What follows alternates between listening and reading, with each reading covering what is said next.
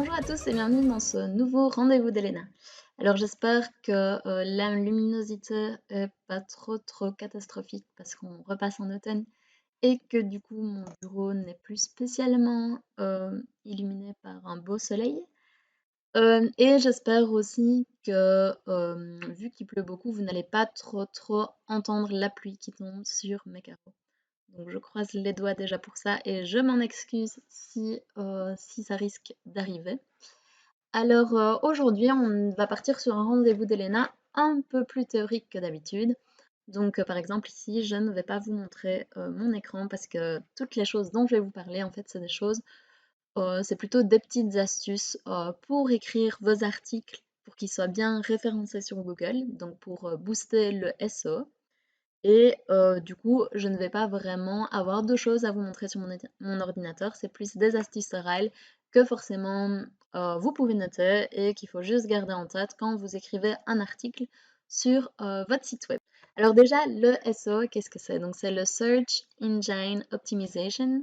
C'est grâce à ça que vos articles, par exemple sur le site web, que votre site web en général, va être bien référencé sur les moteurs de recherche. Donc, le référencement, en fait, ça va servir à mettre votre site web dans les premiers liens proposés par les moteurs de recherche du style Google, etc. Donc, plus votre site web va être bien référencé, plus il va être en premier sur Google, par exemple. Donc, quand on va taper pharmacie, par exemple pharmacie Goffin, si la pharmacie Goffin est bien référencée, elle va apparaître dans les premières propositions. Alors, ce référencement, comment ça marche?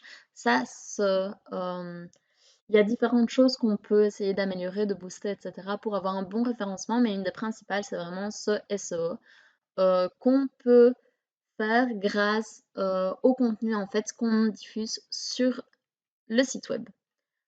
Ici, je vais surtout vous parler en fait des articles du site web, donc je ne vais pas vous parler des pages, je ne vais pas vous parler du code, je ne vais pas vous parler de tout cet aspect un peu plus compliqué, parce que ça déjà c'est rarement vous qui gérez, je pense. Mais surtout, j'aimerais bien vous parler des articles parce que ça c'est vraiment un endroit où vous pouvez ajouter votre plus-value si vous avez un peu de temps, voire beaucoup, pour y passer.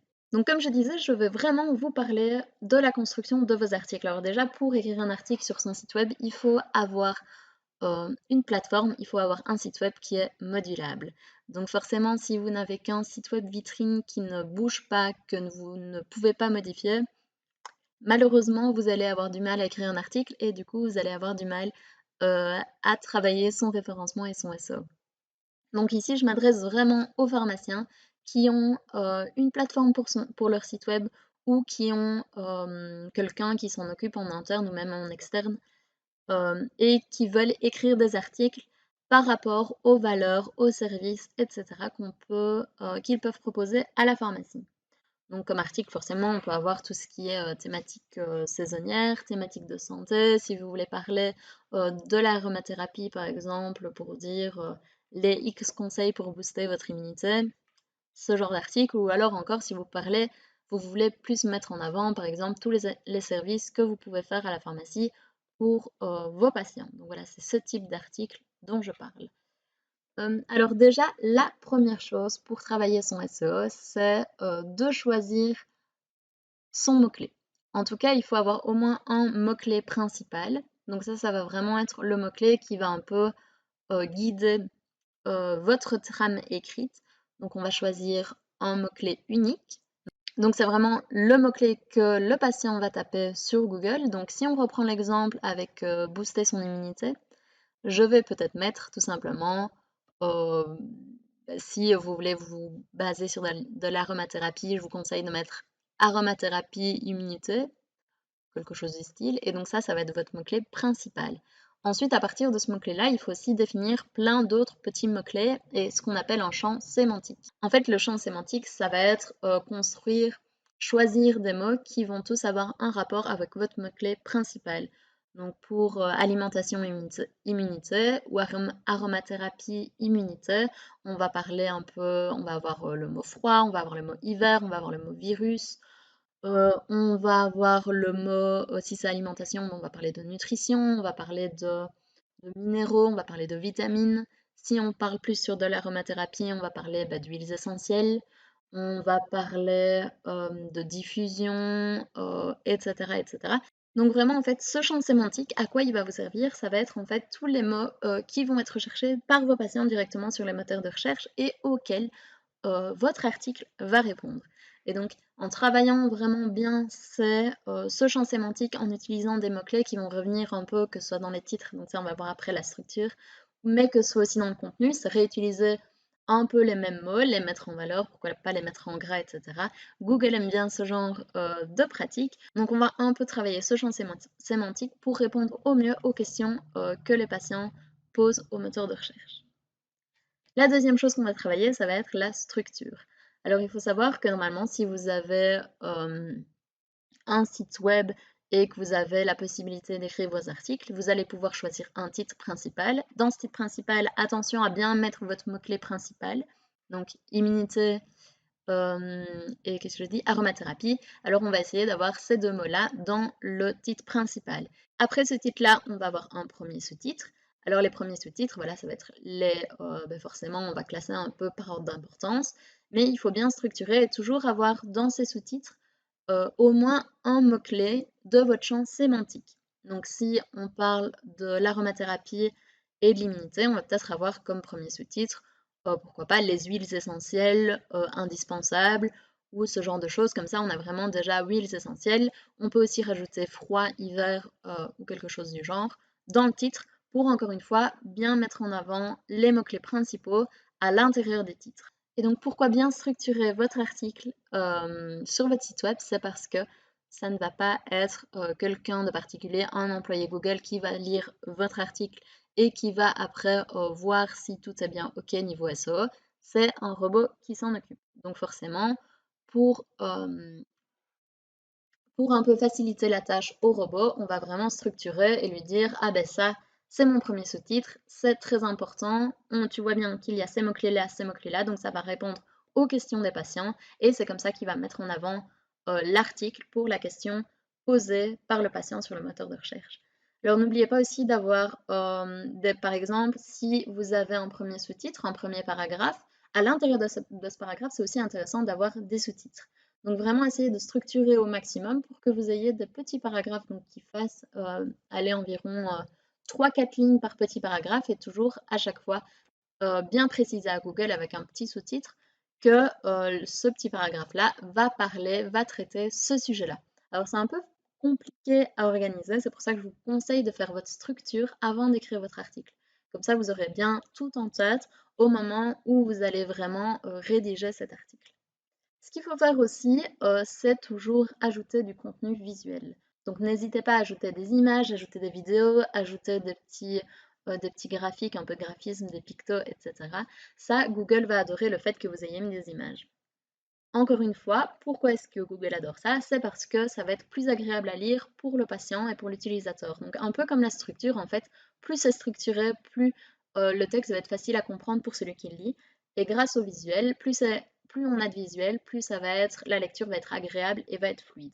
Autre petite astuce, il faut savoir encore une fois que Google ne voit pas vos images. Donc peu importe la beauté de l'image pour Google, ça ne va pas importer beaucoup.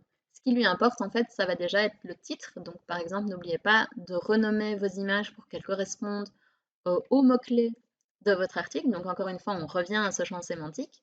Et ensuite, quand c'est possible, donc ça, ce n'est pas possible sur tous les sites web, mais quand c'est possible, n'hésitez pas à ajouter une petite description de l'image. Donc, pareil, vous pouvez décrire l'image en 2-3 mots. C'est toujours bien d'encore une fois placer un petit mot-clé pour décrire cette image, mais voilà, ne faites pas par contre 5 mots-clés d'affilée sans avoir une phrase vraiment construite. Le but, c'est tout de même que la lecture soit agréable et 5 mots-clés d'affilée, c'est pas très agréable à lire, il vaut mieux une phrase bien construite. Attention à ne pas avoir des fichiers qui vont être trop lourds, donc des images qui vont être trop lourdes. Donc qu'est-ce que ça veut dire ça? Ça veut dire que quand vous enregistrez votre image, parfois, elle va peser beaucoup, donc le fichier va être volumineux. Alors qu'est-ce que c'est le volume? C'est tout ce qui est mégabytes, kilobytes, etc. Donc plus votre image va être légère, donc moins elle va être volumineuse, plus elle va vite se charger et plus ce sera agréable pour lire. Si en effet vous avez des grosses images qui prennent beaucoup de temps à charger, bah déjà ça va être un peu pénible pour le patient qui n'a pas une bonne connexion parce que les images et la page vont mettre un temps fou à se charger et il n'aura pas une bonne expérience. Mais en plus, même Google va un peu pénaliser le fait que votre site n'est pas réactif, que votre site est très lent. Ce qu'on conseille aussi de faire, c'est un certain maillage interne. Alors, qu'est-ce que c'est un maillage interne? En fait, c'est le fait, à l'intérieur de votre article, d'avoir plusieurs liens qui vont rediriger le patient vers d'autres articles que vous avez écrits sur une thématique un peu semblable. Donc, si on reprend l'idée de parler d'immunité et d'aromathérapie, pourquoi pas lier vers les 5 huiles essentielles à utiliser en cas de rhume. Donc voilà, ça, encore une fois, on est dans l'aromathérapie, on est dans quelque chose qui va soigner un peu les maux divers, et comme ça, on va pouvoir dire au patient, ah ben si si vous n'avez pas trouvé vos réponses sur cet article, ou alors si tout simplement vous êtes intéressé par une autre thématique plus ou moins semblable, mais n'hésitez pas à cliquer sur ce lien pour rester sur votre site web. Donc votre patient ne va pas passer sur un autre site web, donc il ne va pas se retrouver sur gala.fr, etc. Non, il reste bien sur votre site web. C'est encore une fois un article que vous avez écrit vous-même. Et comme ça, il se balade un peu sur votre site d'article en article. Et déjà, ce qui est super, c'est que ça va un peu montrer à Google que, ah ben vous voyez, moi je conseille, j'ai une certaine expertise dans ce domaine-là parce que j'ai écrit plusieurs articles qui ont une référence à l'aromathérapie, à l'immunité, aux soins, etc., un peu au naturel, au remède naturel. Et en plus, ça va garder le patient sur votre site web, donc il va se balader en fait d'article en article sur votre site, il va rester plus longtemps, et ça va vraiment favoriser votre référencement, le fait que le patient reste longtemps sur votre site, qu'il ne va pas ouvrir votre site, jeter vite un coup d'œil et puis refermer. Parce qu'à ce moment-là, s'il fait ça, Google croit qu'il n'a pas trouvé l'information qu'il recherchait, que votre site, il y a eu un souci, qu'il prend trop de temps de chargement. Voilà. En fait, le fait que le patient quitte directement votre site à partir du moment où il est arrivé, Google va vraiment pénaliser ça et va prendre ça comme un manque d'expertise, un manque d'intérêt pour les patients et donc il ne leur proposera plus la prochaine fois quand un patient tape une recherche sur le moteur de recherche. Et alors, on passe un peu au niveau extrême, mais pour certains sites web, il y a la possibilité de modifier ce qu'on appelle des métadescriptions. Donc la métadescription, ça je vais juste vous montrer. Alors, qu'est-ce que c'est la métadescription? C'est en fait quand vous recherchez quelque chose sur Google, forcément on va vous proposer un lien et le lien, il va y avoir un titre. Donc par exemple ici on va voir pharmacie Goffin-Clayer tout simplement. Et alors la métadescription, c'est cette petite description qu'on a juste en dessous.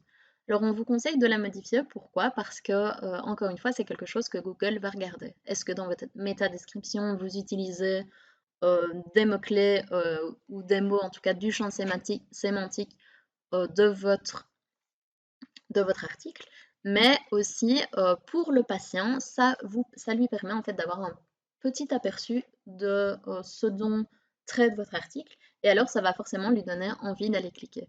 Donc voilà, on conseille toujours, si c'est possible, de rédiger cette petite métadescription et forcément d'en dire un maximum. Une autre chose qui est possible également, c'est de modifier l'URL. Alors ça, je vais vous montrer. Hop, si on va sur notre site web comme Pharma. Par exemple, je vais sur réseaux sociaux. Et alors, vous voyez que ben voilà, c'est une page qui traite essentiellement de réseaux sociaux. On a travaillé le champ sémantique, on utilise encore une fois tous des mots qui ont un rapport avec les réseaux sociaux et la pharmacie. Et on voit même que dans notre URL, on l'a changé et on a mis réseaux sociaux pharmacie. En fait, quand vous créez un article ou quand vous créez une page ou quoi que ce soit du même style, vous allez toujours avoir un URL qui va être généré par défaut avec le titre de votre article. Mais par contre, si le titre de votre article ou le titre de votre page, euh, par exemple, si on prend l'exemple que j'ai pris tout à l'heure avec les 5 huiles essentielles pour booster votre immunité, plus ou moins, si vous avez ça comme titre, eh bien, votre URL va être donc le nom de votre site web, puis la barre slash, et puis ça va être les-5- wheel-essentiel- etc. Le problème, c'est que ça va être déjà des URL qui vont être très très longues. Donc, si vous repartagez votre article sur vos réseaux sociaux ou si vous voulez en parler, etc. en pharmacie, ça va être un peu compliqué pour le patient d'aller taper slash, puis les 5 huile et ainsi de suite. Alors que si vous modifiez votre URL, que vous le faites au plus court, donc comme j'avais dit, soit aromathérapie-immunité ou si vous voulez mettre huiles essentielles immunité, donc huile-essentielle-immunité, ça va être beaucoup plus simple. Et aussi Facebook va voir que, encore une fois, vous allez utiliser dans cette URL des mots-clés qui ont un rapport avec votre article, donc il va encore booster ce référencement.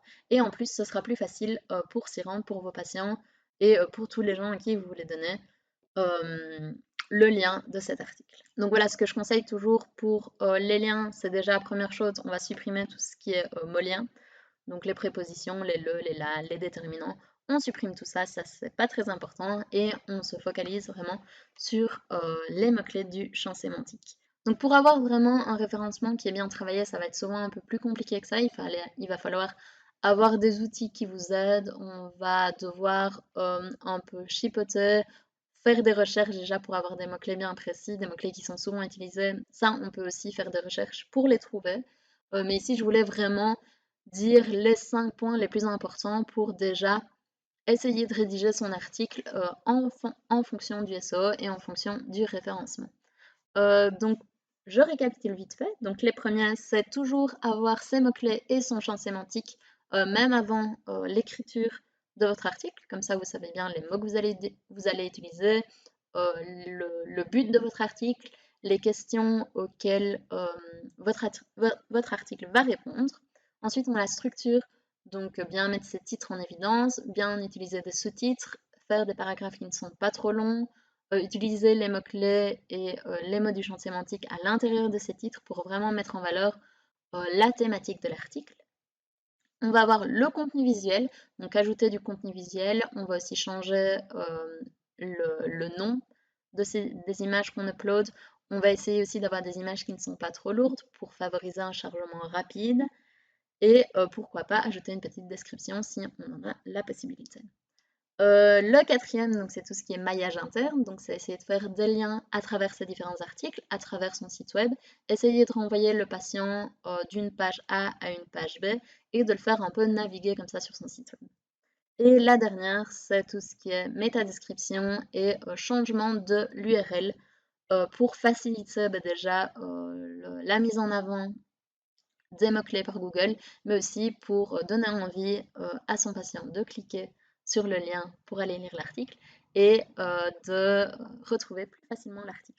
Alors on se retrouve dans 15 jours, donc le 13 octobre, pour voir un peu comment réaliser une vidéo intéressante et qui fonctionne sur Facebook et Instagram. D'ici là, comme d'habitude, n'hésitez pas à nous poser toutes vos questions pour l'écriture des articles pour votre site web. Nous, on peut s'en charger, donc c'est moi qui m'en occupe pour tout ce qui est rédaction. Donc voilà, comment ça se passe, c'est qu'on décide ensemble un peu d'une thématique que vous voulez aborder dans votre article. On décrit aussi ce que vous voulez y mettre dedans parce que forcément le but c'est que votre expertise ressorte de cet article et moi je m'occupe vraiment de tout ce qui est rédaction, de choisir les mots-clés qui vont être importants, de rechercher un peu ceux qui marchent le plus sur Google, de tout mettre en place pour que votre article soit bien référencé. Donc ça, on peut s'en occuper. N'hésitez pas à nous poser la question si vous êtes intéressé et à demander une petite démonstration de tous les services qu'on peut faire pour vous. On se voit donc dans 2 semaines et d'ici là, bonne journée à tous. Au revoir.